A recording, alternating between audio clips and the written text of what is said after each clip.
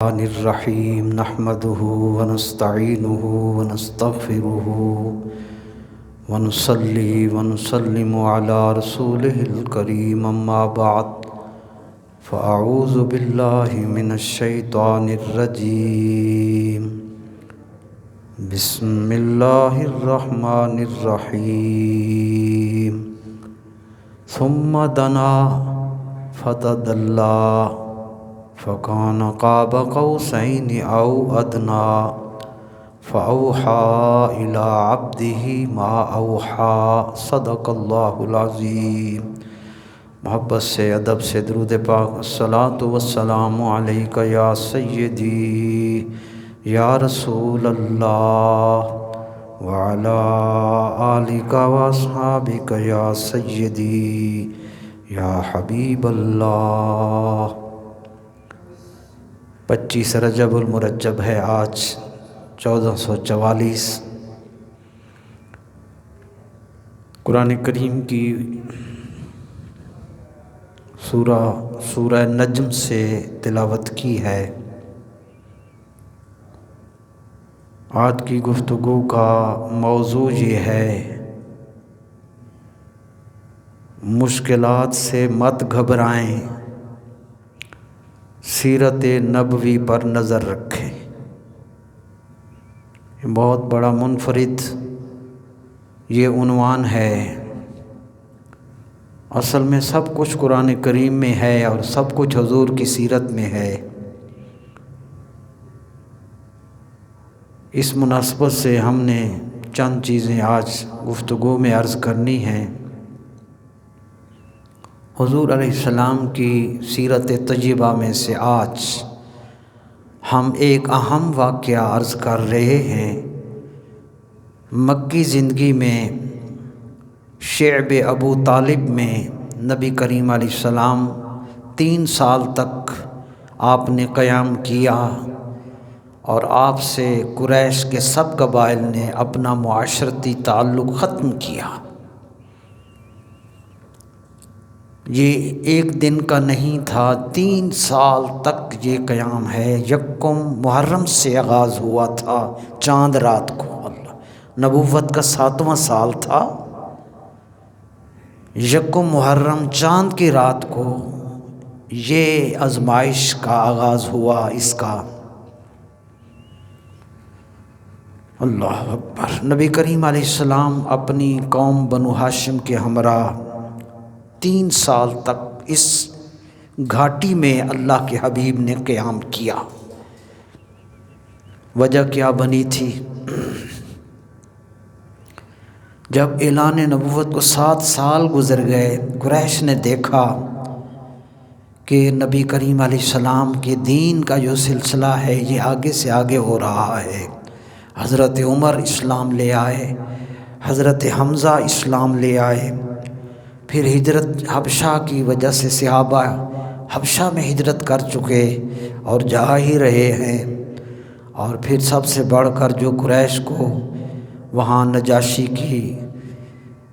کی دربار، اس کے سامنے جو قریش کو ذلت آمیز شکست ہوئی اور ناکام ہوئے، اس سے بھی ان کا پارا بہت گرم تھا۔ پھر انہوں نے دیکھا کہ تمام مختلف قبائل میں دین پھیلتا جا رہا ہے، تو وہ سب اس پہ پھر متفق ہوئے کہ اللہ کے حبیب صلی اللہ علیہ وآلہ وسلم پر ہر صورت میں دباؤ ڈالیں تاکہ یہ سلسلہ ختم کیا جا سکے۔ اس مقصد کے لیے سب قریش مل کر حضرت ابو طالب، حضور علیہ السلام کے چچا ابو طالب کے پاس آئے اور 3 شرائط پیش کی۔ نمبر 1، حضور کو ہمارے حوالے کر دیں، 1، نہیں تو پھر جنگ کے لیے تیار ہو جائیں، ہم جنگ کرتے ہیں، یا اپنے بھتیجے سے کہیں ہمارے معبودوں کو برا بھلا نہ کہے۔ ان تینوں شرائط پر عمل کرنا حضور علیہ السلام کے لیے ناممکن تھا، ابو طالب کے لیے۔ چنانچہ حضور علیہ السلام کے چچا ابو طالب اپنی پوری قوم بنو ہاشم کو لے کر، تمام بچے، مرد، خواتین، بوڑھے جوان، ان سب کو لے کر ایک گھاٹی تھی شعب ابی طالب. یہ عکس سیرت میں لکھا ہے کہ قریش کے 10 قبائل تھے اور ہر ایک قبیلہ کی اپنی اپنی پہاڑ میں گھاٹی تھی. شعب کہتے ہیں پہاڑی راستہ کو، تو وہ ان کی ملکیت تھی. تو اس طرح کی بالکل مکہ پاک کے قریب شعب ابی طالب تھی جو حضرت ابو طالب کی تھی. تو سب یہ مکہ کو چھوڑ کر وہاں پر قیام پذیر ہو گئے، منتقل ہو گئے. اللہ اکبر. میرے برادران، یہ واقعہ نبوت کے 7ویں سال ماہ محرم چاند کی رات کو واقع ہوا تھا، اور یہاں 3 سال سخت تنگی میں گزرے. تو قریش نے ایک ایگریمنٹ کیا، ایک معاہدہ تھا، پیکٹ معاہدہ تھا، تحریر کیا گیا.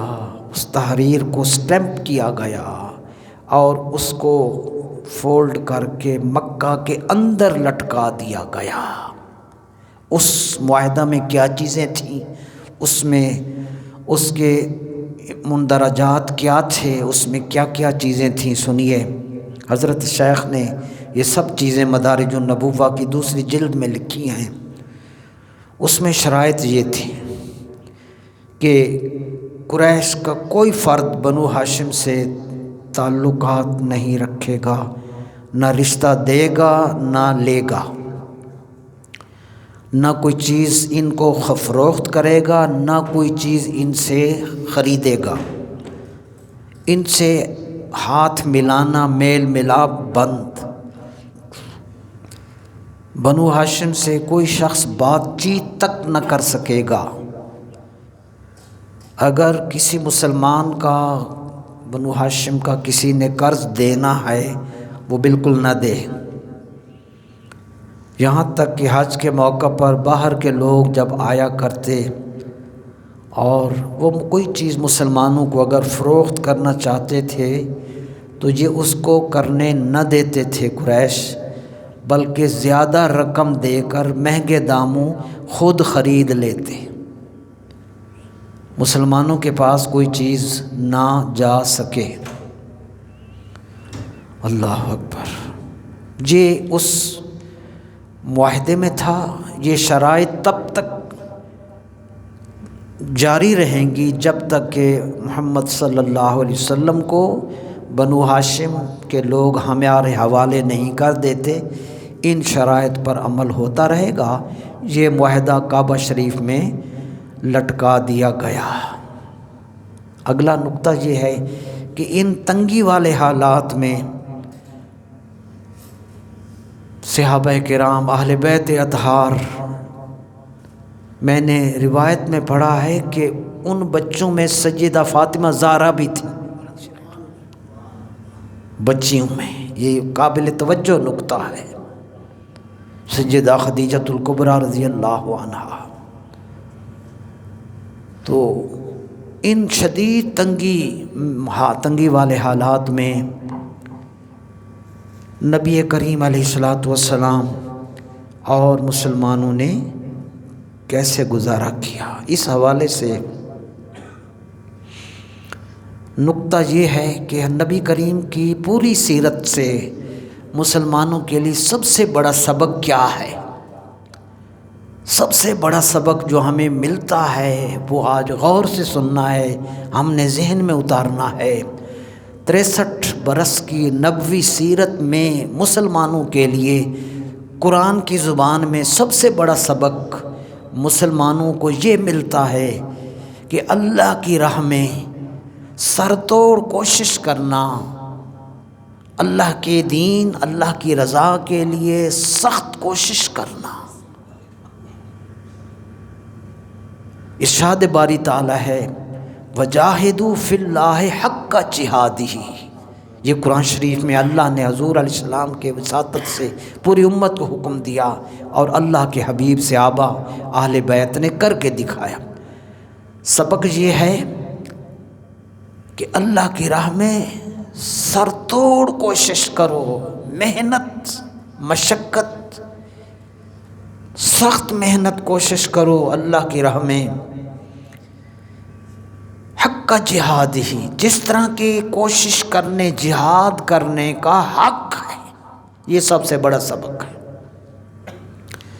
هُوَ اجْتَبَاكُمْ، اللہ نے تمہیں چن لیا ہے، تم اتنی سخت محنت کرو، اللہ نے تمہیں چن لیا ہے دین کی ترقی، قرآن کی حفاظت، مکارم اخلاق کی تکمیل کے لیے۔ اس اللہ نے ساری مخلوق میں حضور کی امت تمہیں اللہ نے چن لیا ہے۔ تو یہ سب سے بڑا سبق کہ محنت اللہ کی رضا کے لیے، اللہ کے دین کے لیے۔ چنانچہ حضور علیہ السلام کے صحابہ، اہل بیت اور خود حضور علیہ السلام نے ان 3 سالوں میں کیسے گزر کیا۔ آپ دیکھ رہے ہیں کہ مہنگائی کا طوفان آ چکا، اور باقی تفصیلات آپ مجھ سے بہتر جانتے ہیں۔ تو ان سخت ترین مہنگائی اور شدت کے حالات میں یہ تو کچھ نہیں جو ان کو سامنے ہوا کہ ہر چیز باہر سے آنا بند ہو چکی، اور وہ اپنا جلدی میں اپنا گھر چھوڑ کر اس گھاٹی میں شفٹ ہوئے۔ وہاں ان کا گزر بسر آپ سن کر حیران ہوں گے۔ اللہ اکبر، سخت حالات کا مقابلہ کیا، بھوک کی شدت کا مقابلہ کرنے کے لیے کیا کھاتے تھے۔ میرے برادران، دین اسلام نے عزت والے حرمت والے 4 مہینے قرار دیے تھے، محرم، رجب، ذوالقعدہ، ذی الحج۔ یہ اشہر الحرم، عزت والے مہینے، ان مہینوں میں لڑائی جنگ ہر چیز بند۔ تو مسلمان ان 4 مہینوں میں بازاروں میں آتے، چیزیں خرید کر لے جاتے، کچھ سٹاک بھی کرتے۔ میں یہ کل پہلی بار پڑھا ہے کہ اور تو اور میرے برادران، صحابہ کرام رضوان اللہ علیہم اجمعین قربانی کی کھالیں خرید کر امر ہمراہ لے جاتے۔ قربانی کی کھالیں، ہم تو بکرے کا گوشت پسند نہیں کرتے، قربانی کی کھالیں خرید کر لے جاتے تاکہ جب خوراک کا باقی ذخیرہ ختم ہو جائے گا تو قربانی کے کھالوں کے ٹکڑے کر کے ابال کے بوائل کر کے ہم بھوک مٹائیں گے۔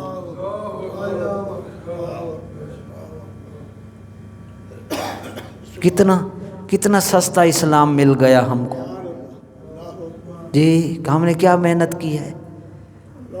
میں کہہ رہا ہوں، میں جمعے چ آ گیا، بڑا کمال کیتا ہے، کمال تو وہ کر گئے میرے برادران۔ انہوں نے یہ لے جاتے اور پھر درخت اور گھاس کی بوٹیاں، پتے اس کے توڑ کر، درختوں اور گھاس کے پتے، تلا میں نے پڑھا ہے توئے لامحہ، یہ ایک چھوٹی سی بوٹی اگتی تھی وہاں پہاڑوں میں، اس کے پتے توڑ کر دھو کر بوائل کر کے تو استعمال کرو۔ ایک دن نہیں، ہمارے ہاں تو ایک دن ناشتہ لیٹ ہو جائے بیوی کو فارغ کر دیتے۔ میرے برادران، مسلم امت کو، اور یہ ایک دن نہیں، ایک مہینہ نہیں، 3 سال تک اس اذیت سے گزرے، 3 سال تک اس مشقت سے گزرے۔ اور شیب ابی طالب سے حضور کی سیرت کا پیغام یہ ملتا ہے قیامت تک ہر مسلمان کو کہ مسلم امت جتنی بھی پریشانی آ جائے، جتنے بھی مسائل آ جائیں، جتنی بھی تنگیاں مصیبتوں کے پہاڑ تم پر ٹوٹ پڑیں، سخت مشکلات کے اندر گھاس بوائل کر کے پتے کھا لینا، مگر ایمان کو ہاتھ سے جانے نہ دینا۔ ایمان کی قیمت اتنی ہے، ایمان کی قیمت یہ ہے کہ اگر اس جائیداد کی خاطر، ایمان کی خاطر اتنی بھی تکلیفیں تمہیں آ جائیں تو اپنی تکلیفوں کو نہ دیکھنا، ہماری طرف نظر ڈال لینا، تمہارے لیے تکلیفیں آسان ہو جائیں گی۔ تو یہ ایک سبق تھا شیب ابی طالب سے، جو حضور کی سیرت سے سبق ملا کہ محنت سخت کرنی ہے اور اپنے ایمان کی بچاؤ اور حفاظت کے لیے ان مشکلات سے گزر جانا ہے۔ اب ہر عروج کو زوال بھی ہوا کرتا ہے، 1 سال گزرا، 2 گزرے، 3 گزرے، قربان جائیں، سدا دن نہیں رہتا، سدا رات، ہر موسم سدا، یقلب اللہ اللیل والنہار، سدا جوانی، سدا افسری۔ وہ ایک میں نے پڑھا کہ ریٹائرمنٹ کے بعد فرشتہ ہونے سے بہتر ہے کہ ملازمت کے دوران فرعونیت چھوڑ دی جائے، بعد میں تو کون پوچھے تم فرشتے بعد میں کیوں، پہلے ہی بن جاؤ۔ تو سدا ایک جیسی حالت نہیں رہتی۔ اب چونکہ ہم معراج کی طرف آ رہے ہیں، 3 سال اللہ کے حبیب نے مشکلات سے گزارے، صحابہ و اہل بیت نے گزارے، پھر وقت آنا تھا، دن کے بعد رات کے بعد دن طلوع ہونا تھا، مشکلات نے ختم ہونا تھا، 3 سال گزرے۔ اللہ اس معاہدے کے خاتمے، کینسلیشن کے لیے، اس معاہدے کے لیے چند وہ لوگ جن کا بنو ہاشم سے رشتہ تھا، تعلق تھا، ان کے دل میں نرمی آئی، وہ آگے بڑھے، انہوں نے قریش کو قائل کیا، یار یہ معاہدہ ختم کرو۔ سخت بحث تمہیس مشکل کے بعد ان کو قائل کیا کہ یار 3 سال گزر گئے، خدا کا خوف کرو۔ ہوتے ہیں ہر معاشرہ میں، ہر خاندان میں چند لوگ، بہرحال ان کو کچھ قائل کیا، معاہدہ ختم کرتے ہیں۔ انہوں نے کہا پہلے اس معاہدہ کو لے آؤ۔ جب وہ اس حوالے سے آئے، حضور کے چچا ابو طالب نے قریش سے کہا، بڑی دلچسپ بات ہے کہ میرے بھتیجے محمد کریم نے خبر دی ہے، اب وہ میں نے بتا چکا کہ وہ معاہدہ کعبہ کے اندر تھا، حضور کہاں تھے؟ وہ شیب ابی طالب میں، بہت دور، معاہدہ کعبہ کے اندر، کورڈ سٹیمپ، آپ تو نہیں گئے تھے۔ حضور کے چچا ابو طالب نے فرمایا میرے بھتیجے محمد صلی اللہ علیہ وسلم نے خبر دی ہے کہ اللہ پاک نے دیمک کو حکم دیا ہے، کس کو؟ اللہ نے دیمک کو حکم دیا ہے کہ اس معاہدے کے الفاظ، عبارت، اس کے جتنے آرٹیکلز تھے، اس میں جتنی تحریر ہے، اس پورے معاہدے میں اب اس وقت اللہ رسول کا نام باقی ہے، باقی سب دیمک کھا گئی ہے۔ ابو طالب نے کہا اگر میرے بھتیجے کی یہ بات غلط ہو تو تم جو چاہو کر لو،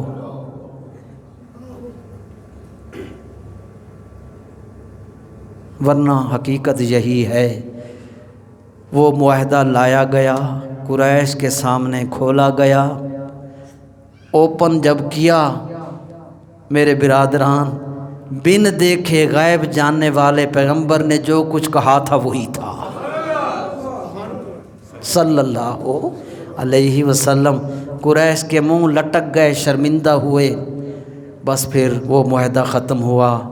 3 سال کی قید سے باہر وہ مصالحت پسند لوگ شیب ابی طالب میں گئے، بچوں کو، عورتوں کو، مردوں کو، سب کو وہاں سے اٹھا کر اپنے گھروں میں انہیں سیٹل کیا۔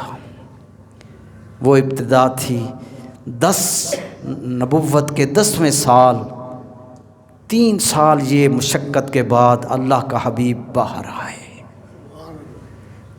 میرے برادران، بس انسان کے لیے مشکل لمحے وہی ہوتے ہیں جو بندہ گزارتا ہے۔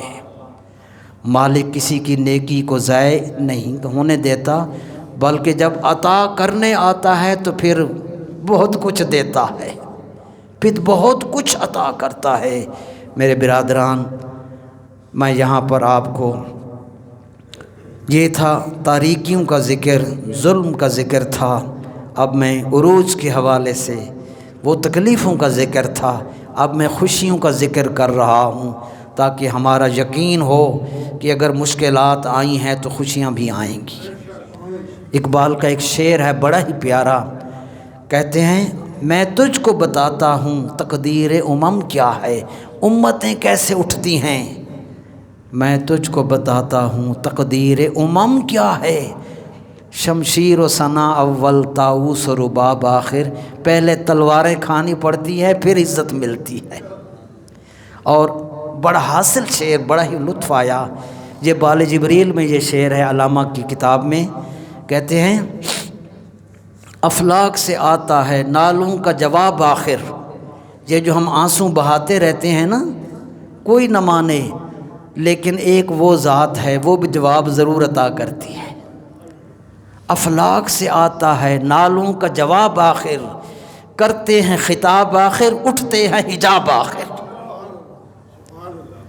روتے روتے پھر ایک وقت آتا ہے، وہ کریم پھر اپنے بندے سے کلام بھی کرتا ہے، جلوے بھی دکھاتا ہے۔ بس پھر وہی ہوا میرے برادران، معراج شریف کے حوالے سے عرض کر رہا ہوں۔ اللہ اکبر۔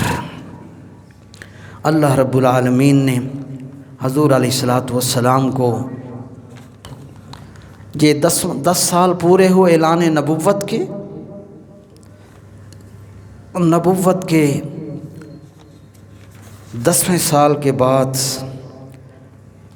چچا ابو طالب حضور کے انہوں نے وفات پائی، اور 3 یا 5 روز بعد حضرت سیدہ خدیجۃ الکبریٰ کی وفات ہوئی۔ اب دیکھ رہے ہیں، امتحان دیکھ رہے ہیں، دشمن موجود، گھر والی چلی گئی، چچا چلے گئے، ابھی شیب ابی طالب سے باہر آئے، بس یہ وہ پوائنٹ تھا، 12واں سال نبوت کا شروع ہوا۔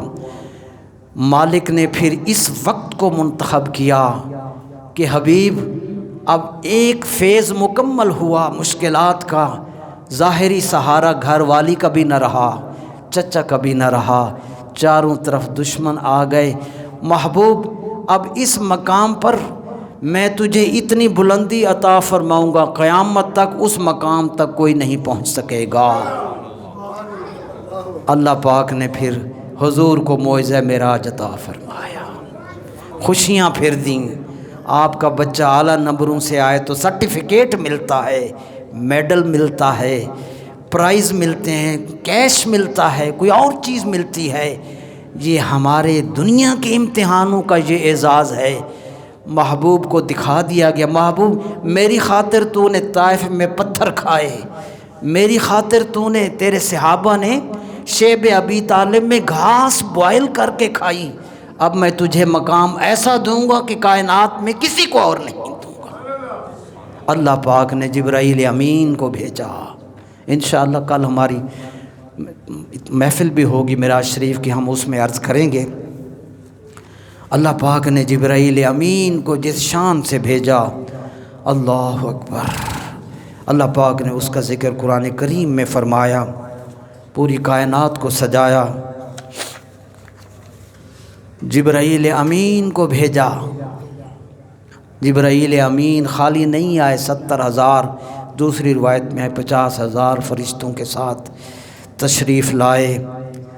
اور علماء نے لکھا کہ جب اتنے فرشتے حرم میں داخل ہوئے اور انہوں نے جب اللہ کا ذکر کیا تو صحن حرم اللہ کے ذکر سے گونج اٹھا، اور جبرائیل امین نے جنتی براق کو چھوڑا، فرشتوں کو چھوڑا، نبی کریم جہاں آرام فرما تھے، اللہ اکبر، حضرت ام ہانی کے گھر حضور رات کو سو رہے ہیں، کائنات ساری جس دولہا کے لیے سج گئی، وہ محبوب سو رہے ہیں۔ تو اب اٹھانا بھی تو تھا، حضور کو بیدار بھی تو کرنا تھا۔ بیداری کے دو طریقے تھے، آواز دی جاتی یا رسول اللہ اٹھ جائیں، ہمیں اللہ نے منع فرمایا اپنی آوازیں میرے نبی کی آواز سے اونچی نہ کرو ورنہ تمہاری نیکیاں ختم۔ ہمیں ادب سکھایا تو جبرائیل کو بھی تو سکھانا تھا۔ دیکھا حضور آرام فرما ہیں، کائنات سج گئی، براق آ چکی، فرشتے آ گئے استقبال کے لیے، عرش سے فرش تک ساری کائنات سج چکی، حضور آرام فرما ہیں۔ میں نے کتاب میرے پاس تحریری حوالہ موجود ہے، مالک اب کیا کروں؟ فرمایا جبریل قبل قدم یا جبریل، میرے محبوب کے قدموں کی طرف ہو جا، میرا محبوب آرام فرما ہیں، اپنے نورانی لبوں کو نیچے کر میرے محبوب کے قدموں کو بوسہ دے۔ اللہ اکبر۔ اس میں ایک تو یہ بھی بتا دیا کہ جو ملائکہ کا سردار ہے اس کا مقام محمد عربی کے قدموں میں ہے، اور جبرائیل امین نے قدموں کو بوسہ دیا تاکہ تیرے نورانی لبوں کی ٹھنڈک سے حضور خود بیدار ہوں۔ میں نے پڑھا ہے بوسہ دیا، سرکار نے آنکھ کھولی، حضور نے پھر آنکھ بند کر لی۔ کمال کی بات ہے، تیری شان پہ صدقے جاؤں، شب اسرا کے دولہا پہ دائم درود، نوشہ بزم جنت پہ لاکھوں سلام۔ اللہ اکبر۔ میرے برادران، تو جبرائیل امین نے حضور کے جب قدموں کو بوسہ دیا، عاشقوں نے وہاں ایک شعر لکھا، ہم مدینہ کو چومیں حضور کے روضہ کو دیکھیں تو لطف اور۔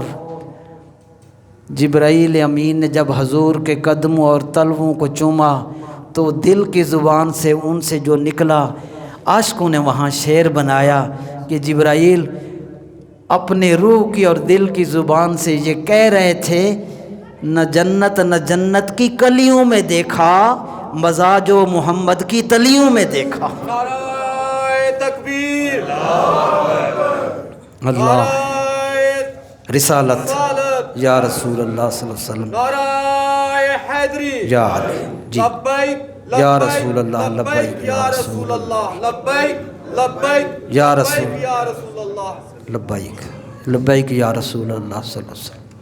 جب حضور بیدار ہوئے، آخری باتیں، اب میسج بھی تو دینا تھا۔ یہ سب آپ پڑھے لکھے لوگ ہیں، شادی کے لیے دعوت نامے لے آتے ہیں، کارڈ لے آتے ہیں، سب کچھ لکھا ہوتا ہے، زبانی بھی بتایا جاتا ہے، جی خیریت ہے، وہ کہتے ہیں جی شادی ہے فلاں فلاں، تو کنوے کرنا ہوتا ہے نا پیغام۔ تو ہم ایک دوسرے کو کنوے کرتے ہیں اپنے الفاظ میں۔ میں آپ کو وہ سنا رہا ہوں کہ جب جبرائیل نے قدم بوسی کی، حضور بیدار ہوئے، تو جبرائیل نے لفظ کیا کہے تھے؟ اللہ اکبر۔ درود شریف کے ساتھ سنی حضور علیہ السلام کی خدمت میں، الصلاۃ والسلام علیک یا رسول اللہ وعلی آلک و اصحابک یا حبیب اللہ۔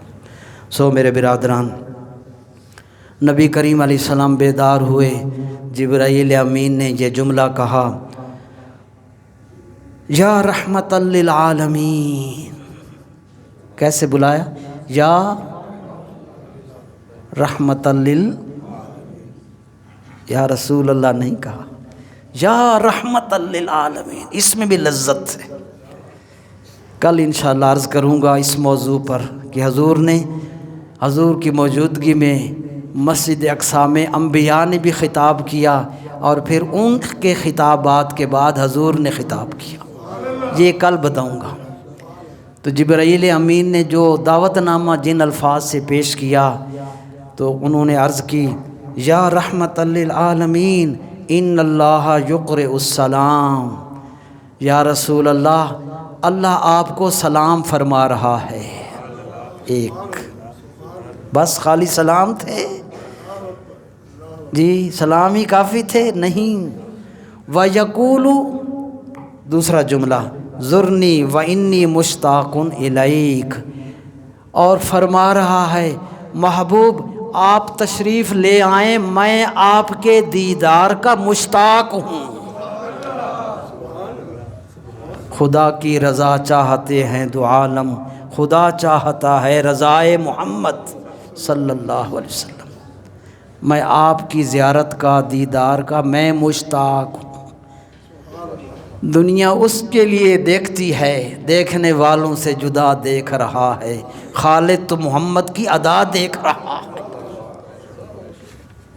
یہ ابتدا تھی، اس کے بعد انشاءاللہ باقی بعد میں میرے برادران اللہ رب العالمین جل مجدہ نے اس شان سے حضور علیہ الصلوۃ والسلام کو بلندیاں عطا فرمائیں۔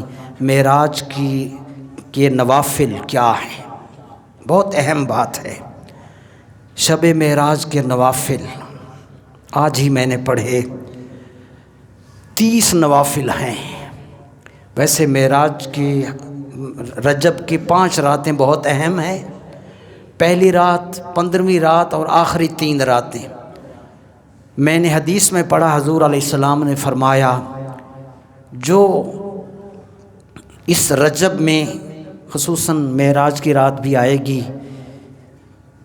کل، اس میں پھر آگے ایک رات ہے، آگے ایک رات ہے، تو فرمایا جو 30 رکعت نفل پڑھے 2 کر کے، اور ہر رکعت میں الحمد کے بعد 3 مرتبہ قل یا ایھا الکافرون مکمل پڑھے، اور 3 مرتبہ قل ھو اللہ شریف پڑھے۔ رکعتیں کتنی بتائیں؟ 30، اور ہر رکعت میں الحمد کے بعد سورۃ الکافرون کتنی بار؟